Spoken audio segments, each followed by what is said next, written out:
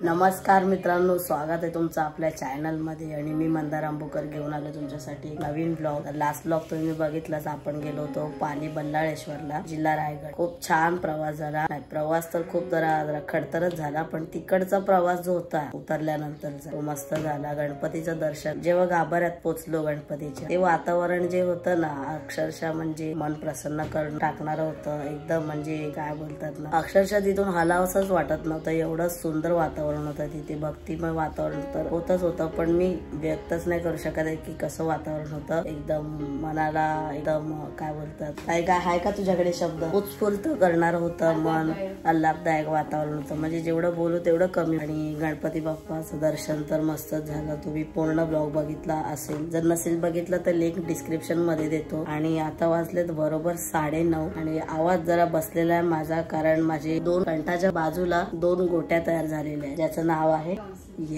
त्याचं नाव आहे टॉन्सिल कोकम सरबत। तर त्या दादांनी आणि त्या काकाने आणि त्या काकीने, म्हणजे दादाच्या आई वडिलांनी खूप चांगला तिकडे मला पाहुणचार केला। आणि गेल्या गेल्या तुम्ही बघितलं, आपल्याला कोकम सरबत दिला। त्यांच्या शेतातून त्यांनी भाज्या आणून दिल्या आपल्याला, कुठल्या शेंगा, चवळीच्या शेंगा आणि ते घेवडा ओलेवा। तर त्याच्यासाठी खूप खूप थँक्यू, खूप खूप धन्यवाद मनापासून। आणि दादाला पण खूप खूप थँक्यू की त्याच्यामुळे एवढं चांगलं दर्शन झालं बल्लाळेश्वरचं। एक अष्टविनायकापैकी एक गणपती बघितला, अजून बरेचसे बघायचे, 7 गणपती बघायचे, ते हळूहळू बघू। आणि मेन तर तिकडचा एक विषय आहे कंदीद पेढे, ते पण त्यांना, म्हणजे मी घरी आलो हे घेऊन, आईने सांगितलं 2 पाहिजेत। त्याच्यानंतर ठीक आहे, मग काका काकी गेले होते तिकडे, दादाचे आई वडील गेले होते जत्रेमध्ये, तर दादाने सांगितलं पेढे घेऊन येते। ऍक्च्युली ते सांगायचं होतं कंदी पेढे, तर ते हे पेढे आले मोदकवाले। तर ठीक आहे, कोई नाही, त्याचा पण स्वाद जेमतेम तसाच आहे। तर कंदी पेढ्यांवर प्रेम यायला लागलेलं आहे रत्नागिरी पासून, ते आता बल्लाळेश्वरचे आणलेत कंदी पेढे। आणि दुसरी गोष्ट म्हणजे की भाई लॅपटॉप घेऊन गेलेलो याच्यासाठी की स्टोरेजचा प्रॉब्लेम नाही व्हावा। लॅपटॉपने माझी दैया रे दैया हाय दैया करून टाकलेली, खूप भाई खूप पागल झालो। अरे मला वाटलं स्टोरेज कमी पडेल, त्याच्यामुळे मी लॅपटॉप घेऊन गेलो, तर अवस्था माझीच बिकट झाली। तर ठीक आहे, तर असा एकूणच प्रवास होता। अभी सूर्ययंत्र बिगड़ गए थोड़े से, तो ऐसा घोबरा जैसा आवाज होएगा, ठीक है, कोई नहीं, इसका दुरुस्ती करना पड़ेगा। अभी घर का विषय, घर का ब्लॉग, फैमिली ब्लॉग, बच्ची के दिल में पप्पी। अभी क्या हुआ ना, अभी हमका के ताई का पता चला कि गला बैठ गया, तो उनको ने हमका ऐसा शेकवने का विषय किया। तो अभी औषध लिया, औषध पण बघा कसं घेतलंय बाई, ग्लास एकदम धुतल्यासारखा। प्रॉपर औषध घ्यायचं कधी पण, कोणतं पण औषध, माझ्यासारखं शिका औषध घ्यायला, ग्लास घासायची पण गरज नाही। आणि हे गरम गरम चाय तो ऐसा कंठ में जरा गरम गरम डालेंगे तो बोटिया कैसा खुलेगी, तो ऐसा आवाज मोकळा होईल। Good morning everyone. भाऊ तर आलाय काल आणि मस्तपैकी तब्येत बिघडून आलाय, बट असो, मी इकडे करते रव्याचे डोसे, कारण आहे ना रव्याचे डोसे एकदम इन्स्टंट आहेत आणि पटकन होतात, म्हणून इझी टू वे। आणि मम्मीला पण सकाळी तेच करून दिले। इकडे सगळं मिश्रण रेडी केलंय, रवा, गव्हाचं पीठ, तांदळाचं पीठ, त्याच्यानंतर कांदा, टोमॅटो, मिरची, मीठ, आपला डोसा पण तयार झालेला आहे। ताईने इथे डोसा दिलेला आहे। हा डोसा कमी मी चाय सोबत घावना म्हणून जास्त खातो। बाय द वे, चाय का चुस्का तो बनता है दोस्तों। अरे भैया, आपण कुठे ट्रॅव्हल करतो ना, कसं आपलं म्हणजे अनुभव घेने का कभी भी लाइफ में, तो उसके लिए अकेले भी बाहर पडेंगे ना, तो बहुत ज्यादा अच्छा चीज रहता है। त्याच्यामुळे कसं आहे की तुम्हाला अनुभव येतात, बऱ्याच गोष्टी कळतात। पुन्हा नवीन ट्रॅव्हल करायचं असेल तर गोष्टी ऍड ऑन करायला जमतात, म्हणजे झालेल्या चुका असतात त्या दुरुस्त करण्यासाठी, किंवा एक्सपिरियन्स बोलतो ना आपण, तर तशा पद्धतीचा। आता नेक्स्ट टाइम आपण कधी ट्रॅव्हल करू ना, सरळ 10 दिवस आधीच सगळ्या गोष्टींचा आराखडा बांधून ठेवायचा। आम्हाला सगळ्या गोष्टी ब्लॉग मध्ये समजल्या की इसके साथ क्या क्या हुआ भाई। म्हणजे लिटरली गाडीचं जे फ्रंट साइड असते, पुढची साइड, तिकडे बसायला म्हणजे असं स्टेज पायऱ्या असतात ते उतरायच्या, तिकडे बसलेल्या आणि पूर्ण उन्हाने शेकत होतं। आणि लॅपटॉपची बॅग दुसरीकडेच कुठेतरी ठेवलेली, म्हणजे आम्हाला हे नंतर समजलं, व्हिडिओ मध्ये बघितलं, तोपर्यंत त्यांनी सांगितलंच नव्हतं की मला सीट नाही मिळाली किंवा काय नाही मिळाली। आम्हाला होतं झाले ते। कारण यांचं कसं असतं माहितीये का, ही ऐकते आणि बोंबारा पिटते घरामध्ये, बोंबारा पेटणार, त्याच्यानंतर मग मम्मी आहे दुसरी सूर ओढायला, त्याच्यामुळे असा विषय होतो। त्याच्यामुळे मग मी वातावरण शांत ठेवलं। ऍक्च्युली 4 तासाचाच प्रवास होता, म्हणून मी ती रिस्क घेतली। आणि माझी एक इच्छा होती की त्या प्रवास प्रवासामध्ये एकदा तरी मिसळ पाव मिळावा, पण तो काय नशिबी लागला नाही माझ्या. कुठेच नाही मिळालं तुला मिसळ पाव. आम्हाला गाडी जेवायला पण नाही थांबली. कशी थांबणार, प्रवासच छोटा आहे, छोटा 4 प्रवास तासाचा. आहे, मुंबई टू रायगड जवळ आहे आणि तू कुठून गेला होतास? ठाण्यावरून ना? नाही रुकी. तो माहिती आहे 5 मिनिटाचा 2 मिनिटाचा हॉल तरी असला पाहिजे. कैसा है खा पे के हो गया मस्त ऐसा पोट भरनीचा विषय झाला आणि अभी ये बिगड़ा हुआ मेरा अवतार है वो दुरुस्ता करने को जाने का बाथरूम में उसके पहले. हा भाई माझा डेस्क आहे. मी काय घराच्या बाहेर पडलो ना की यांचा सगळ्या नाड्या पुढे इथे येतात. वाडग्यातले बोरा असू देत, काय ना काय ते कागदपत्र असू दे. तो अभी इधर महाराज जी की मूर्ति है तो उनका ऐसा वेगळा स्थान मेरे को उधर बनाने का है. तो अभी देखो ना कैसा, तो अभी तो ऐसा व्यवस्थित साफ सफाई करने का, ये भी इधर आने वालेला. हे सगळं करायचं आहे, ते करून घेऊया. बाकी मग मी माझी दुरुस्ती करून घेतो. मी आजचा जसा ब्लॉग होईल तसा तुम्ही बघा. कालच्या ब्लॉग मध्ये मी शेवटीला म्हटलं होतं की त्या काकांनी आपल्याला त्यांच्या शेतातली भाजी आणून दिलेली आहे. भाई रिस्पेक्ट आहे त्या काकांना फुल इज्जत. भाई आपण सोच भी नाही सकते. तर ही ती भाजी आहे घेवड्याची, पापडीची नाही. हा घेवडा आहे आणि त्या शेंगा चवळीच्या. हा हे बघा, हे ना मस्त असं. आता ताई याची भाजी करते आणि ही एक भाजी आहे ही चवळीच्या शेंगा. याची आमटी खूप छान होते. तर त्याची आमटी पण, याची आमटी करतात. मम्मी बोलते आमटी करतात गरम मसाला. मम्मी कुछ भी बोल सकती हो तो गावची आहे मम्मीला माहिती आहे. आई करायची विषय. तर या भाज्या दिलेल्या त्यांनी काकांना फुल इज्जत. काका खूप प्रेम. बाई आजकाल कोण एवढं कोणासाठी करत नाही, पण त्या काकांनी आपल्यासाठी एवढी भाजी आणून दिली. सकाळ सकाळ ते शेतामध्ये गेले होते कारण मला निघायचं होतं लवकर. तुझ्यासाठी स्पेशल आणि खूप छान आणि फ्रेश भाजी एकदम शेतातली म्हणजे विषय क्लोज ना मेरी बब्बू ना. आता मला थोडस थकल्यासारखं वाटतं कारण आराम पण मिळला नाही आणि डोळे ना असे जड वाटतात, असे सुचल्यासारखे. माहित नाही आता याच्या पुढे हेक्टिक नाही करेंगे भाई. आता आपल्याला पुण्याला पण जायचंय, माझा रिपोर्ट करायचा आणि तिथे मग पुणे पण आपण फिरू. जसं दगडूशेठ गणपती आहे, शनिवार वाडा आहे, अजून कोणतं ताईच आपल्याला गाईड करणार आहे कारण ताई तिथे पोलीस भरतीसाठी होती खूप वर्षांआधी. म्हणजे मला माहिती आहेत नावं, फक्त कुठे कसं जायचं ते आपण. आपला तिथे 1 दिवसाचा स्टे होईल. बाय द वे काल जो मी प्रवास केला ठीक आहे त्याच्याबद्दल मम्मीकडून प्रतिक्रिया जाणून घेऊया. मम्मीला काय वाटतंय कारण जो प्रवास झाला तो ब्लॉग मध्ये त्यांना दिसला. आता विचारूया काय विषय आहे, मम्मीला काय वाटतंय. स्पेशली काकडी वगैरे सोलायचा विषय चालू आहे दुपारी जेवणाच्या नंतर. मम्मी काय ते जेन्यू ना खरं हे कॅमेरा बिमेरा बघू नको. कॅमेऱ्याचं काय नाही मी बोलत. काय वाटतं तुला? काल ब्लॉग बघितलास तू? काल ब्लॉग बघितला तो मी. तुला पहिल्यापासून तुझी काळजी घेतो की नाही आम्ही? तुला ब्लडचा प्रॉब्लेम आहे ना? मित्रांनो सुरू झालाय. ब्लडचा प्रॉब्लेम आहे, लहानापासून सांभाळतोय मंदार. तुला 3 महिन्याचा असल्यापासून. बरोबर 12 वर्ष केम हॉस्पिटलच्या पायऱ्या तोडलेत, माझे पाय मोडलेत. बरोबर. नंतर मग गांधी हॉस्पिटल बँड्रा. ते आता असू दे, आतापर्यंत सर्वांना आपल्याला माहितीच आहे आपल्या युट्यूब फॅमिलीला. मला असं म्हणायचंय की तुला एकट्याला आम्ही पाठवत नाही कारण मला कशी पाठवू तुला मी, म्हणजे नाहीच पाठवू शकत ना. कारण की तू गावी गेला होतास बघ शिमग्याला वगैरे, त्यावेळेला तुझ्या अंगावर काटा वगैरे आलेला आणि कधी पण तुला बाहेर कुठे गेला तरी तुला काटा येतो अंगावर. उन्हातून होतो. उन्हातून. मग तुला एकटं पाठवलं कसं पाठवणार तुला एकट्याला? पण ती माझी जिद्द असते ना. जिद्द इन द सेन्स की हे रिॲक्शन देते. बरोबरच आहे मम्मी बोलते. जिद्द म्हणजे की ती वाली जिद्द नाही. मुलं आपल्या आई वडिलांकडे करतात. जिद्द म्हणजे ती की येस मला करायचं आहे, मला पण मी पण करू शकतो त्या टाईपचं. कळलं मला. ते इथं आपल्या सर्वांनाच माहिती आहे, पण असा प्रश्न असा आहे तुझ्या तब्येतीची खूप काळजी घ्यावी लागते म्हणून तुला पाठवायला मागत नाही आम्ही कुठे. मग ती काळजी लागणारच ना. तुझं काही दुखलं खुपलं कुठे काय तुला काय त्रास झाला तर मग तिथे कोण असणार. म्हणून एकटं याच्या पुढे मी कधीच पाठवणार नाही. झाला आता मला कमेंट्स येतील बरोबर कमेंट्स ते बरोबर चांगलेच करतील ना. त्याला माहिती आहे तुझा प्रॉब्लेम.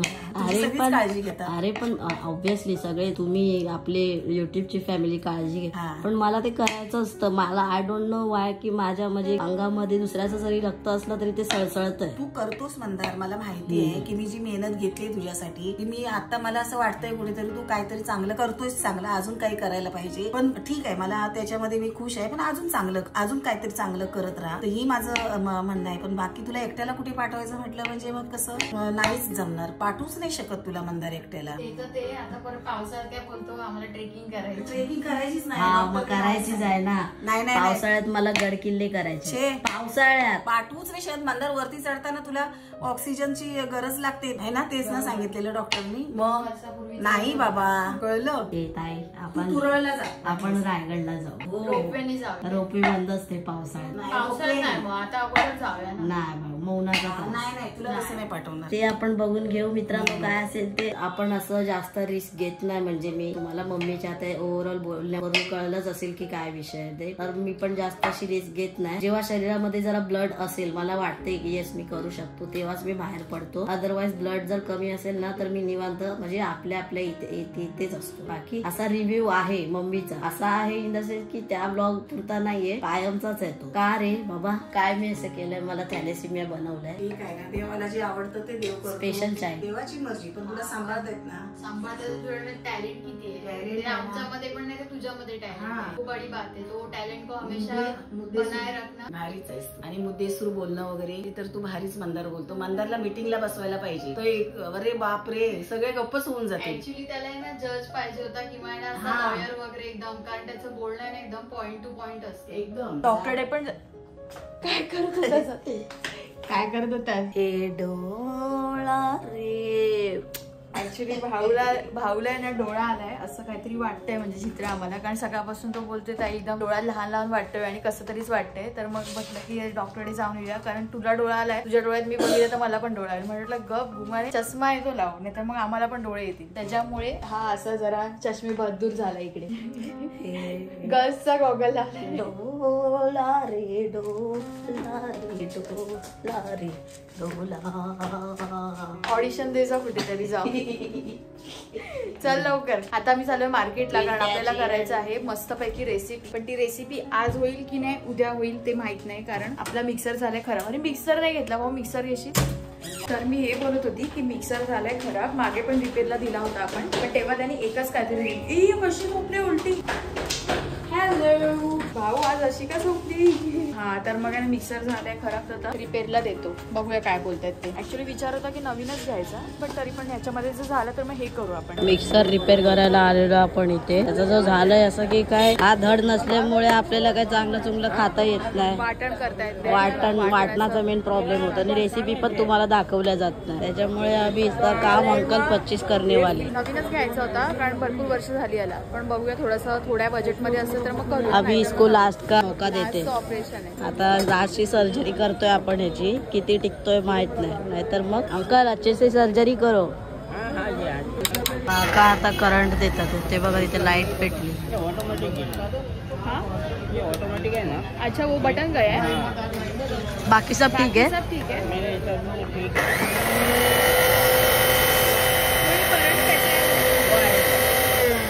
करंट आएगा ही ना. फटेगा वगैरह नहीं ना. वो आएगा करके तो चालू होएगा नहीं तो चालू नहीं होगा. काय चिट्टीच विसरली मी सामानाची. शाबाश ये महत्व का काम किया है तुम्ही. अभी तुम ठीक आहे माझ्या लक्षात आहे काय नंतर मी जाणार नाही. माझ्या आशेवर काय घेऊ नको पहिलाच बोलतो. घ्यायचंय मला लक्षात आहे इकडे. मग ठीक आहे. मागे आपण मिक्सर विचारला होता तर आपल्याला त्याचे 400 रुपये सांगितलेले रिपेअर करायचे. तर तो काय आपण दिला नाही. नवीन घ्यायचा करून एवढे दिवस पडून होता. आणि आता हे काका आहेत ते 150 रुपयामध्ये काम 25 करणार आहे. तर अर्ध्या तासात मिळेल आपल्याला ना. मागे आपल्याला 400 सांगितलेले ना ते मिक्सरचे. आई साहेब हे जे काका आता तुम्ही बघितलेच नाही ते रिपेअर करत होते आपले. ते मनापासून सगळं काम करतात आणि त्यांना आपण खूप वर्षापासून ओळखतो. आणि सध्या मी जरी हिरो वाटत असेल तरी आतून झिरो आहे कारण रातांदळीपणाचा विषय झालेला आहे. त्यामुळे डॉक्टरकडे जायचं आहे. कोणाला तरी मी इथं डोळा मारलाय म्हणून मला डोळा. हे बघा चुटकू. हाय चुटकू. हे चुटकू. अरे चुटकू बाय घे. भावाने एवढा चष्मा लावलाय काय हाय का हात बीत पकडणं त्याचा काय. पडला तर पडू दे. तिकडे गटारामध्ये खोदलंय तिकडे आडवा पडलेला असेल आणि आपलं चाललंय पुढे. काय दिसत नाही ना मला समोर. आमची रिक्षा इकडे मस्त सुरू आहे आणि समोर आहे ना 2 व्हीलर वर बसलेला मुलगा आहे ना तो असा करतोय. डॉक्टरांकडे जस्ट चेकअप केलं आणि डॉक्टरांनी ही औषधं दिलेली आहेत आणि तेच म्हणजे डोळा झालाय ना जवळजवळ तेच झालंय. प्लस त्यासोबत टॉन्सिल पण आहे आणि खोकला पण आहे तर त्याच्यावर पण औषध दिलंय. आता बाहेरून टॅबलेट आणि ड्रॉप पण दिले तर ते घेऊन येते तिकडे बसले. डॉक्टर काय बोलते पहिल्यांदा चष्मा घालणार आहे तर हां डॉक्टरने मोतीबिंदूचं ऑपरेशन करून आलं. हा असा काहीसा विषय झालेला आहे. याच्यामध्ये आणि याच्यामध्ये फरक आहे ना आणि कंटिन्युअसली समजलो क्या विषय हो गया. ड्रॉप आणलेला इकडे आणि भाऊ बोलतोय की दुसऱ्या पण डोळ्यात टाकायचंय का विचारून येतो डॉक्टरांना. हा पण त्याचं असं नको व्हायला. एक बरा झाला आणि परत दुसरा काय त्याच्यामुळे मग विचारून घेतो. तुझं कन्फ्युजन तू क्लिअर कर.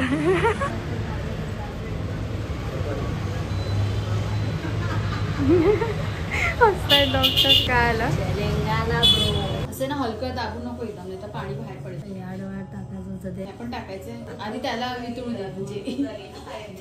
तर आपण आता फायनली आलो किचन मध्ये आणि मी सगळी तयारी करून घेतली. म्हणजे आपल्या रेसिपीसाठी ज्या ज्या गोष्टी लागणार ते कटिंग चॉपिंग, त्याला थोडासा वेळ लागतोच, म्हणजे हाफ एन आवर झालं त्याला. मी सगळं कटिंग चॉपिंग धुवून वगैरे सगळ्या भाज्या घेतलेल्या आहेत. तर आज आपण बनवणार आहोत veg Kolhapuri after long time. म्हणजे मला वाटतं जवळजवळ 2 वर्ष. लॉंग टाइम म्हणजे खूपच वेळ झाला. 2 वर्षानंतर बनवणार आहोत. आणि सोबत भाकरी नाही, चपाती नाही, लच्छा पराठा. आणि लच्छा पराठा पण मी पहिल्यांदा बनवते. सो येस, व्हेज कोल्हापुरीत आपण बनवले 2 वर्षापूर्वी, पण अशा भारी भारीतल्या जरा भाज्या असतात ना, हेवी भाज्या आपण जे बोलतो रेस्टॉरंट टाईप, तर तशा मी कधीतरीच बनवते. तर आज असा मूड झालेला आहे की बनवायचं आणि खूप दिवसांनी सगळ्यांना खाऊ पण घालायचं आणि सोबत तुमच्यासोबत पण शेअर करायचं. तर येस, व्हेज कोल्हापुरी आणि लच्छा पराठा मी सगळी तयारी करून झाले. जास्त वेळ नको आपण वाया घालूया. वळूया आपण रेसिपीकडे. काय काय लागणार आहे ते मी तुम्हाला सांगते थोडं थोडं करून. ऍक्च्युली खूप जास्त इन्ग्रेडियंट्स आहेत, पण जर कटिंग चॉपिंगला अर्धा तास दिला त्याच्यानंतर मग ती भाजी होणार आहे ती एकदम भारी बनेल. फ्लॉवर घेतलेला आहे स्वच्छ धुवून, 1/2 किलो फ्लॉवर आहे. त्याच्यानंतर शिमला मिरची 1 अशा प्रकारे कट करून घेतलेली आहे स्वच्छ धुवून. कांदा अशा प्रकारे कट करून घेतला, म्हणजे अशा पाकळ्या टाईप. त्याच्यानंतर फरसबी घेतलेली आहे, साधारणतः 100 ग्रॅम वगैरे फरसबी घेतले स्वच्छ धुवून. त्याच्यानंतर एक 100 ग्रॅम पनीर लागणार आहे आपल्याला, ते नंतर कट करते मी. इकडे घेतलेला आहे मटर आणि गाजर. गाजर एक साधारणतः छोटा घेतलाय, तो पण असं थोडासा जाडसर पीसेस घेतलेले आहेत. आणि मटर पण जवळजवळ 100 ते 150 ग्रॅम घेतलेले आहे. त्याच्यानंतर 2 मोठे कांदे बारीक चिरून घेतलेले आहेत. 2 मोठे टोमॅटो, म्हणजे एक लहान आणि एक मोठा टोमॅटो, असं आपल्याला पेस्ट करायचे. त्याच्यामुळे ते अख्खे ठेवायचे, आपल्याला पेस्ट करायचे, आपण कट करून घेऊया. त्याच्या सोबत लागणार आहेत या मिरच्या, ते याची सेपरेट टेस्ट बनेल.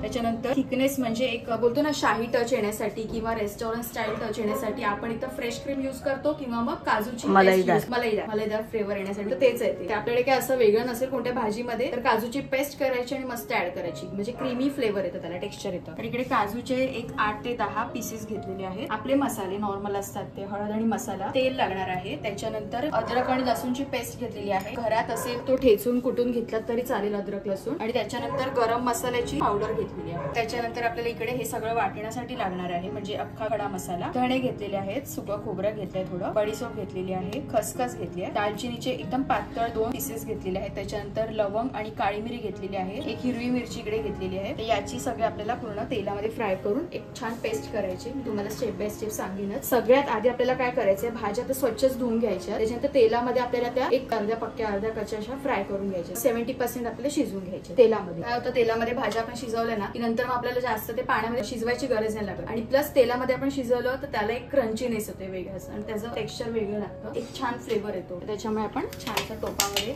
भाज्या सगळ्या फ्राय करून घेऊया. भाऊ आज इकडे गॉगल लावूनच बसलेले आहे, त्याला आल्याला ड्रॉप टाकला. आता थोडं बेटर वाटतंय का हलकं? नाही, ठीक आहे, त्यांनी टॅबलेट्स वगैरे दिले बाहेरचे, तो होऊन जाईल. पनीर आपण तोपर्यंत फ्रीज मध्ये ठेवतो, कारण त्याला लगेच पाणी सुटतं, जेव्हा लागेल तेव्हा आपण कट करून. आज थोडासा माझा आवाज बंद आहे आणि अशी सध्या माझी स्थिती आहे. तसं तर हिरोज दिसतोय, बट हिरो नहीं, ये अंदर से फटी पड़ी है, वो मैं ही जानता हूं. मामला है वो अंदर से क्या ही मामला चल रहा है वो हमका के ही पता है. ऐसा एकदम आंख मिचोली हो गया है. तर ठीक आहे, आवाज पण बसलेला आहे बऱ्यापैकी. टोप टाकलेलं आहे, थोडंसं तेल ऍड करूया आपण. पटकन काय उडू बिडू शकतं, जरा तू सांभाळ फक्त. त्याच्यामध्ये घेऊया आपण फ्लॉवर. सगळ्या भाज्या आपण एकत्रच टाकायच्या, असं काही वेगळं वगैरे आपल्याला करत बसायचं नाहीये. इकडे शिमला मिरची घेते, फरसबी, मटर आणि गाजर. मीडियम फ्लेमवर सगळ्या भाज्या परतवून घेऊया. तेल आपल्याला वाटलं की अजून ऍड करायला पाहिजे तर तेल सुद्धा ऍड करूया. आणि थोड्याशा अशा जाडसरच भाज्या कट करायच्या, कारण भाज्या आपल्याला लागल्या पाहिजे. गाजर थोडंसं कमी घ्यायचं, कारण गाजरामुळे गोडसरपणा येऊ शकतो. आपण ठेवून देते आणि 5 मिनिटं बरोबर तसंच राहू. 5 मिनिटात चेक करत करत आपण ठेवूया. भाज्या एकदम छान परतवून झाल्या आणि बघा अशा प्रकारे कलर पण चेंज झाला भाज्यांचा आणि छान अशा सॉफ्ट पण झाल्या थोड्या थोड्या. आता काढून घेते का बाउलमध्ये. टोपामध्ये 1 चमचा तेल ऍड केलंय आणि आता आपले सगळे खडे मसाले आहेत त्याला छान फ्राय करून घ्यायचे. एकत्र सगळं ऍड करायचंय. भाजी एवढी झाली म्हणजे काय टेन्शन नाही.